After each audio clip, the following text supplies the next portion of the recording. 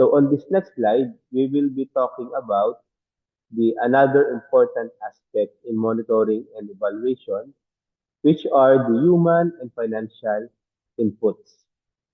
So human inputs, which includes the human resources such as staff, consultants, partners, volunteers, and researchers, or other individuals and institutions involved in the communication process, from the strategy development up to the stage of evaluation. These inputs are typically measured in terms of roles, responsibilities, and person months. Meanwhile, the financial inputs capture the monetary resources being invested at each stage of communication activity. This includes budget for development, production cost, dissemination cost. These inputs may be reported as itemized costs or aggregated expenditures depending on implementation arrangements.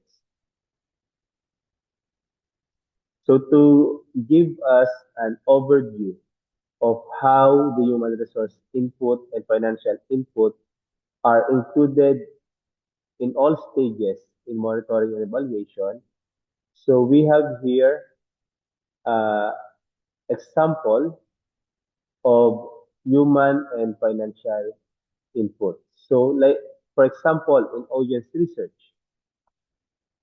uh, if we have an activity where enumerators or facilitators are to conduct surveys and focus group discussions, the human resource input that we will be employed, for example, is four field enumerators, one person month total to conduct household surveys.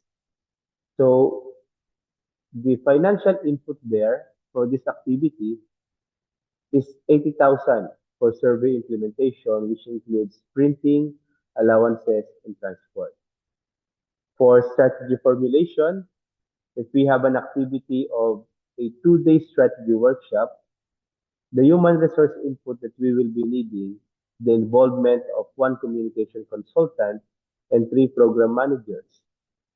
For the financial input, 50,000 for a 2 day communication planning and workshop. So this is just an overview or example to show how human resource input and financial input are being considered across all stages to ensure accountability and efficiency in the implementation of a particular social mobilization program. So going into the last part, so we have here the rapid monitoring checklist.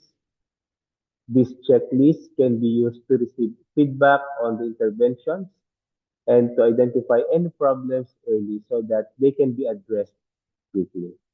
So for this one, we will no longer discuss this table in detail since this is already available on our references.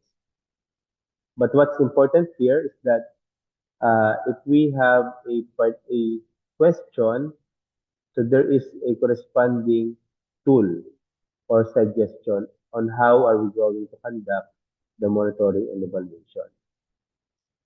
So on this next slide, so we have here a sample of rapid monitoring checklist, which describes the monitoring area of the communication activity, the key questions and tools or method which we can apply on our communication activity programs in our marketplace.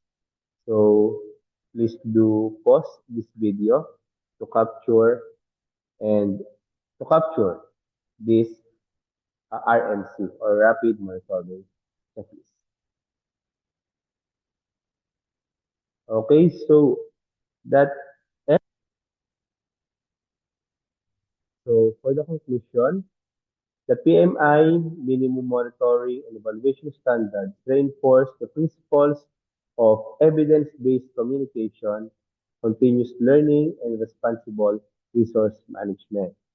So according to PMI and RBM 2017, by documenting both processes and outcomes, communication practitioners are better positioned to improve program effectiveness, demonstrate impact, and contribute to sustainable behavior change within the communities. So here are the references I used for this report.